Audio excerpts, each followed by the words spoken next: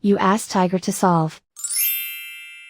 This deals with linear equations with one unknown. The final result is x equals 10. Let's solve it step by step. Simplify the expression. Group like terms. Simplify the arithmetic.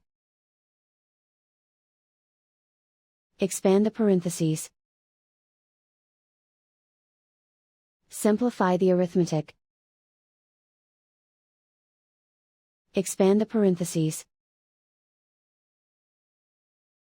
Group like terms. Simplify the arithmetic.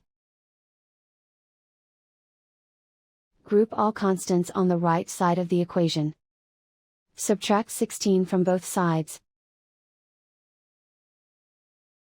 Simplify the arithmetic.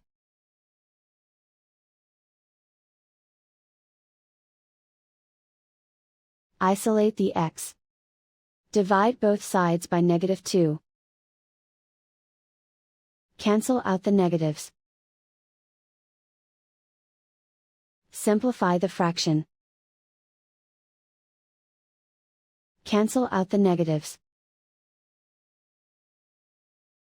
Find the greatest common factor of the numerator and denominator. Factor out and cancel the greatest common factor.